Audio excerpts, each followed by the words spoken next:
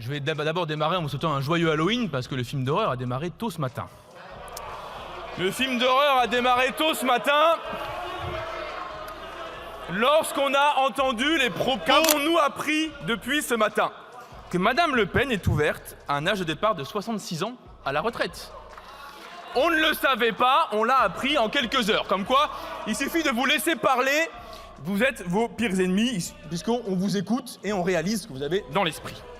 Nous avons également appris que vous étiez favorable à une capitalisation, partielle ou totale, des retraites des Françaises ou des Français. Que vous avez donné un avis favorable au rapport qui consacrait leur énergie parce que vous voulez savoir comment extraire des caisses nationales de l'assurance vieillesse de l'argent, le mettre dans les grands circuits de crédits internationaux et ainsi produire l'effet que l'on connaît dans tous les pays où on capitalise des retraites, à savoir le départ en fumée d'une partie conséquente du magot. On l'a vu à de nombreuses reprises. Souvenez-vous, 2008, la crise des subprimes. Vous avez aux États-Unis, à l'époque, 2000 milliards de dollars qui disparaissent à cause de la capitalisation. Voilà votre projet. Des gens, toute une vie, mettent de l'argent de côté, tout disparaît. C'est le projet du Rassemblement national.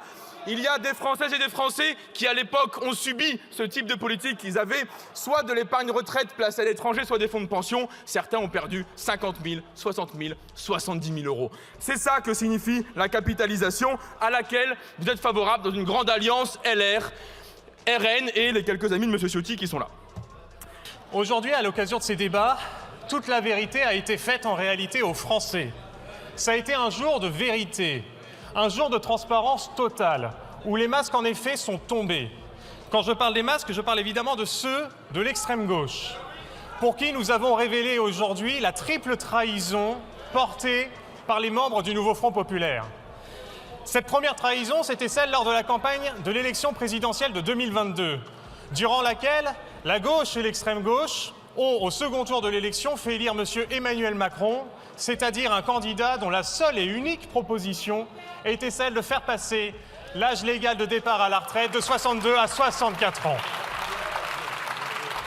La seule majorité absolue qui existe dans cet hémicycle, c'est une majorité pour l'abrogation de la réforme des retraites d'Emmanuel Macron. Faites les calculs, 55% des députés qui sont élus dans cet hémicycle l'ont été notamment sur la promesse d'abroger la retraite à 64 ans. Et aujourd'hui, vous empêchez cette volonté du peuple français. Vous la bloquez par une attitude et un comportement sectaire. C'est vous qui, demain, allez devoir, dans vos circonscriptions, face à vos électeurs, aller expliquer pourquoi ils doivent continuer à travailler 2 années supplémentaires. C'est vous qui allez devoir expliquer aux femmes qui ont les carrières hachées et qui sont les premières pénalisées par cette réforme injuste, eh bien pourquoi la réforme aujourd'hui n'a pas été abrogée par votre faute. Monsieur Ménager, je vous ai trouvé très agressif dans votre manière de faire la présentation sur ce prétendu texte d'abrogation de la réforme des retraites. Mais je comprends votre agressivité compte tenu du fait qu'alors que votre proposition de loi s'appelle « Restaurer un système de retraite plus juste en annulant les dernières réformes, blablabla », en réalité, à l'intérieur, quand on la lit, voici ce qui est à l'intérieur. Dans un délai de 6 mois à compter de la promulgation de la présente loi, le gouvernement remet au Parlement un rapport détaillé. Et il y a comme ça 7 ou 8 articles visant à remettre des rapports détaillés au Parlement par le gouvernement. En réalité, vous demandez au gouvernement de remettre des rapports à l'Assemblée nationale dans cette proposition de loi. Et je comprends votre agressivité compte tenu du fait que vous êtes obligé de masquer le fait que votre proposition de loi est vide par des mensonges répétés. Je comprends que vous soyez gêné, puisque lors de la campagne législative, vous aviez dit qu'il fallait faire un audit avant d'abroger la réforme des retraites. Où est passé cet audit? Vraisemblablement, vous demandez au gouvernement de le faire à votre place. Ensuite, vous êtes gêné aux entournures parce qu'à l'intérieur de votre propre coalition, M. Ciotti n'est pas favorable à votre projet prétendu de réforme des retraites. Vous avez donc menti aux Français quand vous avez présenté avec eux des candidats, puisque par exemple sur ce sujet-là, vous n'êtes pas d'accord. Mais je comprends que vous soyez gêné aux entournures, puisque l'un des moyens de financer la retraite, c'est d'augmenter les salaires, que vous avez voté contre l'augmentation du SMIC lorsque nous l'avons proposé, et que lorsque vous faites une proposition de loi prétendument pour augmenter les salaires, il s'agit en réalité d'une proposition de loi visant à ne pas faire payer les cotisations patronales, notamment sur la retraite. Et voilà pourquoi vous êtes obligé de mentir aux Français et de faire croire que, prétendant abroger la réforme des retraites, vous demandez en réalité une série de rapports qui vous ridiculisent, qui ridiculisent votre position. Et les Français ont compris que pour abroger la réforme des retraites, il faudra attendre le 28 novembre avec la proposition de loi déposée par la France Insoumise. Monsieur Léaumont. Alors je vous le disais, chers collègues du Nouveau Front Populaire, et on a eu l'occasion de vous le répéter à l'occasion de ces débats, le sectarisme ne viendra pas de notre camp. Le sectarisme ne viendra pas des bancs du Rassemblement national. Parce que pour nous, il y a une seule chose qui compte, c'est l'intérêt de la France et des Français avant tout. Et parce que l'intérêt de notre nation et de ceux qui lui permettent de vivre, parce que cet intérêt compte pour nous, évidemment, nous sommes au courant, la France Insoumise va déposer une proposition de loi pour abroger la réforme des retraites en novembre prochain. Et parce que nous considérons d'abord l'intérêt des travailleurs français, eh bien nous serons capables d'aller voter l'abrogation de cette réforme des retraites.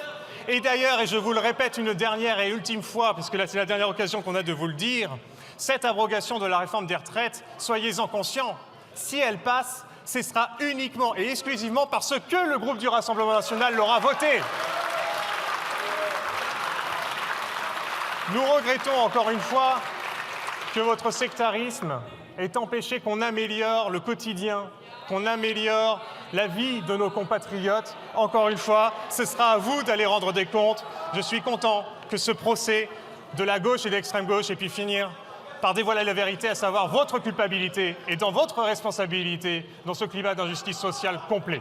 Alors, on vous a également entendu nous parler des manifestations de l'année dernière contre la réforme des retraites, que vous avez qualifié de bazar, que vous avez critiqué ou d'actes violents. Je crois que vous confondez avec vos amis du GUD lorsqu'ils font des défilés. Mais enfin, une manifestation, c'est quelque chose d'organisé, de familial, de paisible. Visiblement, vous n'avez jamais fait de votre vie. On comprend, vous n'êtes pas les bienvenus, mais n'en parlez pas quand vous ne les connaissez pas. Dernièrement, on a compris avec qui vous parliez. Qui avez-vous cité depuis le début des discussions? Uniquement, exclusivement les syndicats patronaux. Donc, on voit très bien vos interlocuteurs sur le marché du travail. Ce sont les patronnes et les patrons qui se refusent à mettre un seul centime dans les caisses d'assurance vieillesse, ce qui n'est pas le cas de la plupart des employeurs et employeuses du pays, ce qui est le cas uniquement de celles et ceux avec lesquels vous travaillez, dans un souci, on le voit avec M. Bardella, de pouvoir avoir l'apport financier et moral des grands monopoles privés dans le cadre des élections en France.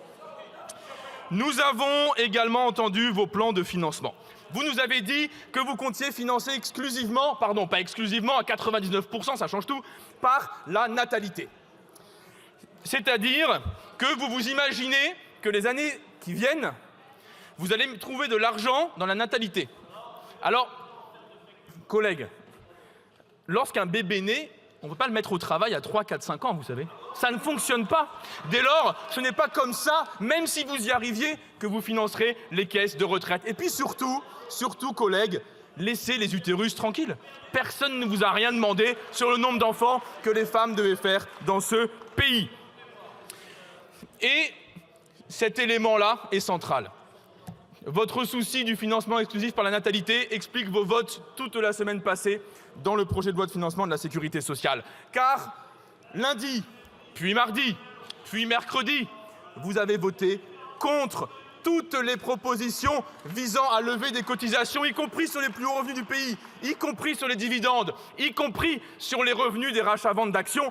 À chaque fois qu'il fallait toucher à 1 euro des plus puissants pour les mettre dans les caisses de retraite et financer l'abrogation de la réforme des macronistes, vous vous y êtes opposés main dans la main avec M. Barnier.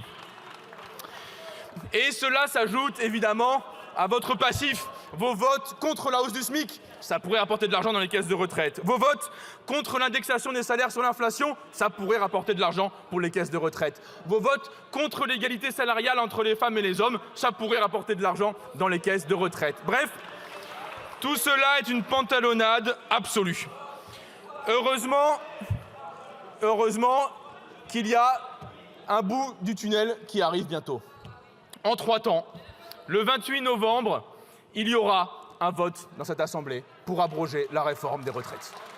Le 28 novembre, l'Assemblée nationale se prononcera pour le retour à 62 ans de l'âge de départ et l'abrogation de cette réforme illégitime refusée par les Françaises et les Français. Merci de conclure, chers collègues. En partageant les richesses et non pas en protégeant les plus grands et les puissants. Et si jamais vous vouliez réellement mettre fin à tout cela, eh bien il y a...